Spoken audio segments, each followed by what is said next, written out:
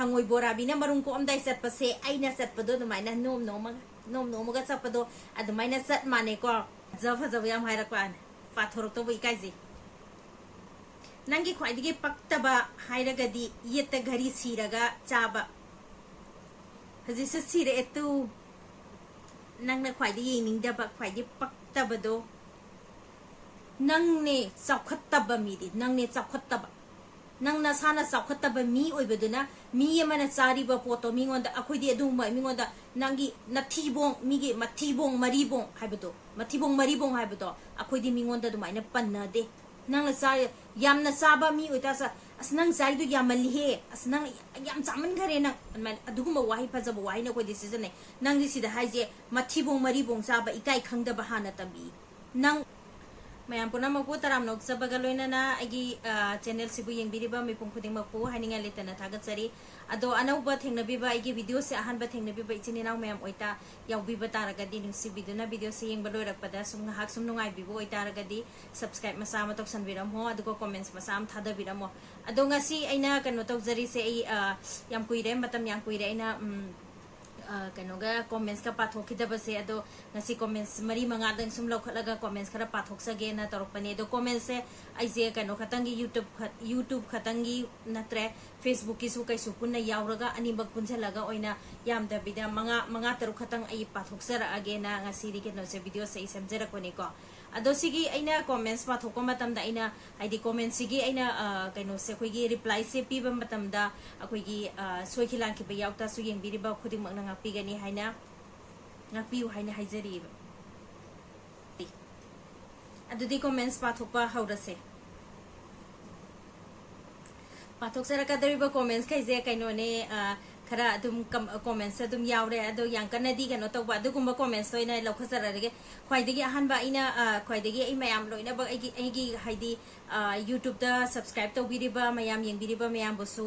लोइना bug हाइनिंगा लेतना थागसै लोइना बा नुसिजै अदो Facebook की फॉलोअर्स मयाम आइगोंदा सपोर्ट तौबिरिबा मयाम बसु हाइनिंगा लेतना इना थागसरी अदैदा आइगी वीडियो खुदिमक्ते यामना नुसिना कमेंट्स पिबिरकपा अदुम लेप्तना वीडियो खुदिमक्ता अदुम येंगागा कमेंट्स पिबिरकपा गैसु नसेना लोइना खंगे को अदगी आइगी थक थोंबा यावबा गैसु आइगोंदा लेप्तना कमेंट्स पिबिरकपा मयाम बसु आइना हाइनिंगा लेतना थागसरी अदुगी मरकता आइना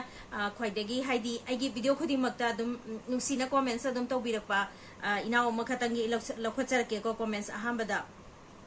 सुसिकांत इलांगबम हाइबको सि फेसबुक दे लौखचरे को अनिमा अदुम आई मिक्स तौसनजरगे को सुसिकांत इलांगबमना आइगी कनोगी इचानुपीगा कनो तौरगा आइना चिकन कनोगी चिकन लेग पीस तौबगी चाबगी दो अदुगी दुदा माना पिबिरकपा कमेंट्स नि इचानुपीगा आइगदा यामना नुसिना चाबा ngahyak संगबदा चारगा हराउना चामिनबा सिमु फबा अनि सुदे इचेगी नोक्तुना लेबसु याम फै लेना पुकनाबा कोक लोइना कोक्तुइनी ना हारे थागसनी इनाउ सुसिकांता ना सेगी वीडियो दम नंगना दम येंबिरगा दम सपोर्ट तौबिरकपजो असे दम खंगे अदो अतै मयाम मिंग पंदबा मयाम बसु दम सपोर्ट तौबिरकपा मयाम बसु हाइनिंगा इतना दम थागसरी को अदो मथंगी कमेंट्स अमु लौखचगे को आइना लौखचरकदोइबा कमेंट्स से का आइना कनोगा इचानुपीगा हंतकसे मागी समर वेकेशन ओइबना मरम ओरगा को हजिकान से तुम आइना मासे दुम खरगरा दुम बांग तोबदी याहोंजरे बको याहोंजनिंगबगी इचा को बनिना को नुसीदना को मयाम इचा से लोइना बको अदुना हाये इचा दुना आइगी सिगी मतम सिदा पिइंगाइ मतम सिदा इचा दो हाइदी मानसु येंजरगा मेमोरी ओइना हाइदन आइना वीडियो द खर याहोंजबनी को अदैदा यामना नुसीबा कमेंट्स लाए अहांबदा पाथोक्सरके को सिगी कमेंट्स से कनोना हाइबिरकपनी चना बीटी फ्लावर हाइको चना बीटी फ्लावर हाइबिरे इसे को नसा दुदी मणिपुर मचा मानदरे हे खुलकपा अंगांग मानखरेन हाइ खुलकपा अंगांग ओइगेरा असेंग इचा ओइगेरा आइना था तारा पुक्ता नापुरगा पोक्सरकपा इसानी अदो इसासिना मान हाइनिंगी बसे तेने तेबा आइगे इसासिना मरोन लोनबा आई खुइना लेरिबा लेबाक से मयांग लेबाकतनी अदुबु इसासे मयाम सिगी ममांग पुथोगा इसासे द सपोर्ट तौबिरगा आइगे इसासे मणिपुरी ngangbado तंबिरगा मणिपुरी ngangbा मयामा हैरबनी हानदगी हौना मयामा हेना माजे हैगतनबनेबा अदु ngang ba hainabagi da makta aina mangonda interest hapiraga ai video sida yahonjaraga mana hek English da Hindi da thelakpa matamda ai sana nang Manipur da hairo adum haibani adu aisa sina mai gi leibhamgi matung ina mai gi sabam haidigi mai gi kanu dugi matung ina loina ngang bani ko si aina tawge na tawba wana te khoi niyam da tawjaning dana adeno tawdana tawbai wana te masida man Hindi English ngangi bado ado nana khulak pane na hainangi oine di khulak po erangani aigi da makto oine di mama ma oina aina isa se pukta tha tara na puraga puksa be isa ni ko atuma khangbiu mathangi comments amula khachara ke ko mathangi comments se haise man hairak pase comments se ngonda thin hairak panate ko ado mana haidi mama ma oibagi ke no ne ma haire isu ko tamina si ko birola singhana haire ko macha sing loina badi mama ne heli hoi chumme macha sing loina badi mama oibi akoine heli ko adubu mama lon ima lon macha sing da haihenba khanghan daba mama sing mama ama oibagi matik habadi mana in bracket ga hapi gun wat pra khanjai hoi chume kosis akoi ju haidi sidai se yumlo na ba koi maite mata lai banate koi yum tong antongana lo ilai na ba ngakne sidai se mana sigi matang si yong na ngang pangami se koi na khot na jabagi ni haina aina haijaningi ko ado sidai se school da sale mama na batina re swai da ngange sigi kanong haktani koi Hindi English haktani adubo aigi level da ngamba ngai da di aina ai isa sida maiteron se itambi base loina bak tambiri haina ai haijari ado yamna thagasari samana khitang support to biraga guide to raga mama ama oibagi mama gi kanona hena haidi macha sing se support to bigadabani habado yamna haininga leitana thagachari aduga mathangda magi comments loidi ko after all you are the best hai hoi thank you thagachari video swing bi bagi adagi kitang advice haigedra ko macha macha to birak bagi haininga leitana thagachari ai sigi comments da sounding ba kaimta leite yam chumi mama ga mapaga mama oi bisingna macha sing loina ba macha sing gi aphaba phattaba macha na kai thabak to wi tawde haba mama oi bisingna loina khange mama oi bisingna loina khangba ama mathokta haba zo ai su khanje do takpirak bagi habi rak bagi da makta haininga leitana thagachari ko mathangi comments amulo khosage mathangi comments amula khake mathangi comments na ko khoigi kaino na hemba moirangjam hemba na haibira pone bako sidi isa gi sunatre kaimta nate mama oibi aigi ne bako ata mama oibi aigi se comments mana kari haina haibira inu habadu me am tamina se ko figure khara taram ladi film gi heroine kumba yaram gadabani ko hai kitang harau gitu ado haksangi kailehre ado haksangi anoibodo khara hantha loko beauty hai hoi hantha jahan ge ado sakna mamangda leiraga haubuna mamangda leibase sise control se sungam deba mamangda leirabani na yamna saroi di khaliba kitang khaksa ge ngasi mu bang taw so kisi katang thamaga sagi de khandi khale aduga ngam de beta aduga dress lam dai dana swaide pe thu e swaide into e adu macha apaba supami ba khoi na te yam summe hai de se ko thagachari mathangi lokhasage mathangi comments amu lokhasar ke mathangi comments ha bi re se kainu masu kaisam Siddharth Singh hai ka haurak pagi maming di aiga manei ado mana kaisam gi Siddharth Singh hai bi re se aina kaino to bada aina mamangi da uti thongba macha gi bane bako hataki uti thongba du na ta mamangi uti thongba sabadu da habi re ba man habi yam phajja yam haira kwan pathorok to bai kaiji nangi khwaidi paktaba haira gadi yeta ghari siraga chaba haji se sire etu nangna khwaidi ning da ba khwaidi paktaba do nangi khwaidi paktaba haira gadi yeta ghari siraga chabaduga sam nakanda haidhabaduga saugya deko khara lemhaning bagini somse angang natrabani na hai chumme mimi gi apambane saksabada ghari sibiya de kanana haige karamba laite ige saksabada ghari sibiya de saksabada samtha do pya de karamba laite karai de ige ba mimi gi apambane do mina mi gi apamba tawbada hoi khara support to bira kwa phahaning bagi haibado hoi khara phajana dum hairakpa yai pakti adu tawdi नंगी अपाम नंगी नकोकदुदा नंगना पामजबदो अइना पामबदुगा माने याब्रो नंगना तौबदो नंगना पामजबदो अइना पामदे मीगी सक्सु खेनाबाई मतुंगिना मीगी वाखन लोइनबा खेनै को मीगी nature मीगी behaviour लोइनबा खेनाबा ngaktane sida nangna tawide pami pamde ai sinangi kanano nangna aigi video siyengdadi yengano sat inkhat ko matangi comments law ke si kana da buwani aina kanoda aina mubang tawbagi chak saba sida yeta ghari sibe maram da sam hai se kaigino mayam na so gyam na ina ghari yeta sibagi matam da asu yam na mayam na discuss taw biri base sikari gino ba ina habidi aina ga ahan bara bas mana ga ghari ga sibase sam thadokpa hoi sam thadokpa se hairi ba sam thadokpa se leibam leibangi makha pole ko aisu yumda asomda manipur da leiram bataragadi mawama oina khoisu sam thadoktana ama matawdana khoi chatna khotna tawbudo leibam leibangi matungina aisu dum thado omoe dum pulangani ado aigi leibam sigi matungina leibam leibangi sabam na pui haidana sigi dum thadok sabani waro ya de makhala khochagi sigi kaino se kainogi kaisamgi mathangi comment sijubo kaisamgi kaisam Siddharth Singh neba masa I ghari si baza so am yengi se kana pam braba ai ghari se pam ba zala ba sigi kano si da su amu hari thabak satpa da si o ghari do saksa ba da si rakonu yam paktre mathang comments la khat ke mathangi comments na ai gini phaja ba nungsi pa comments ka ta hai Sorokaibam manisana na hai Sibu yumgi mama amane na tungi mirol ama sembada mama gi afaba thaudang chawna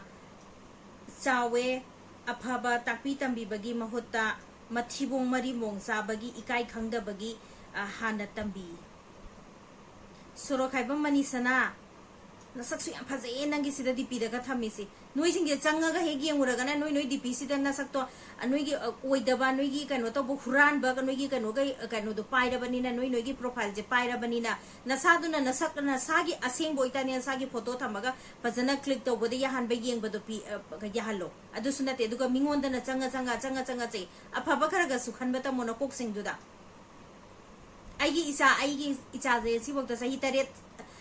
chahi tare sura iba like su tam hal iba hauna lon sa tam biri basigi mayam sin nang na tam bibra mama oibada kari tawgani karamba thaudang lawgani isa sida kari tambi gani habase akoi su loi khange khambra akoi gi su ima ipa allama lei angang da kamaina loina ni isa sing sida kamaina takpi ni haina akoi da ima ipa na takpi rakwa dumaina akoi na su isa sing sida takpi riba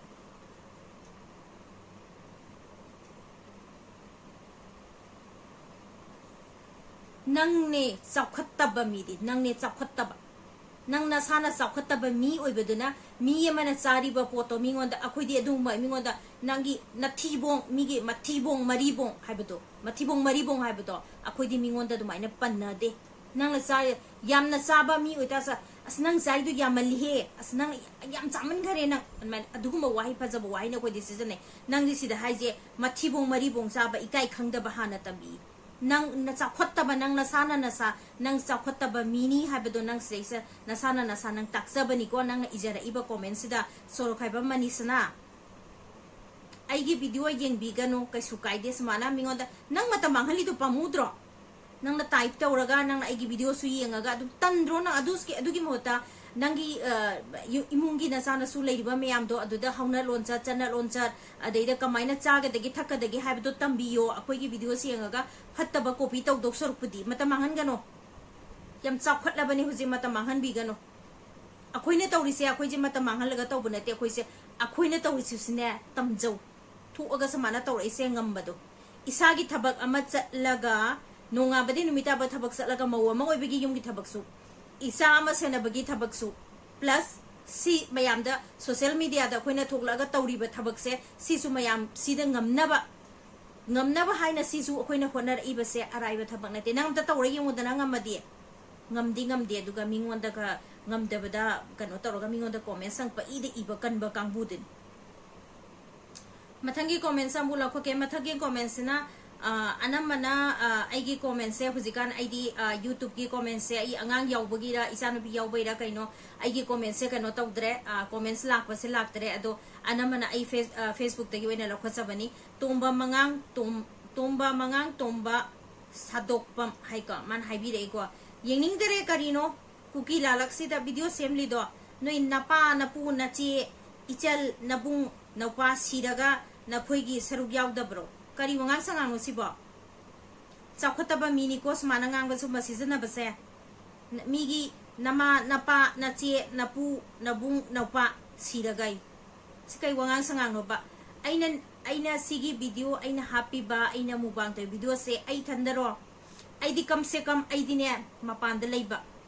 manipur da leiba nana ngam ta di manipur da leiri ba mayam do akhoi ju khange loina ba akhoi na tawruri ba akhoi na tawruri ba si akhoi kuki lan se akhoi gi sigi lan se tawdinge mamang da gi akhoi na video se tawrak pani aduna maram oiraga akhoi su akhoi gi si तौदबा Meena मसागी सिगी थबक माई मागी profession माई मागी संगी बजे तौदबा मीना खंग अतौबा मीना खंगनी आइना सी असुग्याम न होटनरगा लाइसे आइसी लेप तारगदी आइगी channel से बंद तौगनी अदुना मरम ओरगा मीना तौ मयाम से तौनरीबा ngaktani तौरिसे अदो नंग ngam तारगदी तुंबा मंगा हलंबसु याय एंगोंदगी हलमदबसु याय ममांग द सुनंग एंगोंद बेट comment ngaktani nang na pise nangi na kok tu da sigi nangi na kok sidane migi अफाबा हाइबा अफाबा दो खनबा ngamdaba मीनी नोइदि खंगब्रा negative ngata na kuk tu da ne negative ngata sida thallaga leiba aduna ni nang na aphaba ngangba aphaba khanba haite se wa ngangba da phajana ngangba haite se nang na sakana no taksabani nuigi napa napu nache nachal nabung napa napu nachel wai char eko ka sa sigi kan mase adu ngam taraga di somna ngam taraga di yum lom da hoi irang thoi loi khangna ring haktani mayam tawnai se mai tawde ya da bi tawna ra ini ngam taraga di yum lom da tawriba mayam do amta hana thingbiyo मथंगी comments लौखजगे आइगी comments से मंगा throw comments हाइरा मगा comments खैजे सुम याम गी दोरे बिपिन वांगजम ना हारे इसागी ममिंग करी कौगे इसा नुपीगी इमा ओइजरगे लाना खनबीगन वन हाय लाना खंदे के इंत खंदे इसा नुपीगी ममिंग से स्टेला कौवे बिपिन वाहेंगबम फतबा कमेंट्स का तनते द नुसीबा कमेंट्स द मा मला इपोने इंगो से द लाक्तबा गनतीबा मथंगी कमेंट्स अमु पाथोक्सरके को युमनाम नाउरेम हाई युमनाम नाउरेम ना हाइरेके लेमथोय नाहक से खितंग वांगलमलगदी कयादी फजब हेनगनी को नंगना तुंगलिबा खुंगुपतो कई हाइनो नंगना तुंगलिबा खुंगुपतो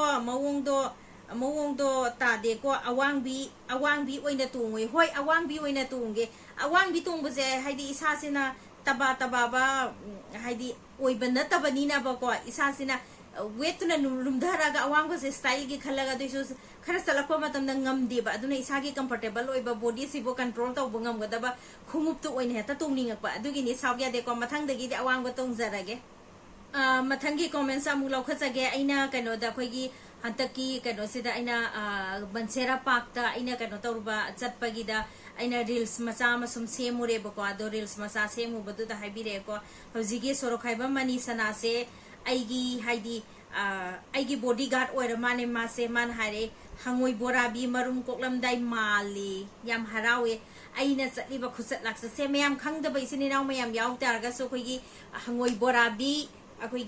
borabi marum ko omdai se kamaina chatli habado aina chatliba khusat to adumaina chatlena khoigi manisana na haibire hangoi borabi na marum ko omdai chatpa se aina chatpado adumaina nom ga chapado adumaina chat mane ko manisana nang yam thagachari aigi tungmang get oida aigi guard oina nang laibibagi da makta hainingai leitena thagachari ko manisana mathangi video lakpada so aigi tungda mangda kari asu angam yawge habda nang adum yengbiu ko matangi comments amataga laukhasage asokuma na hai ko body do stream o hello hai hoi chumme hona jage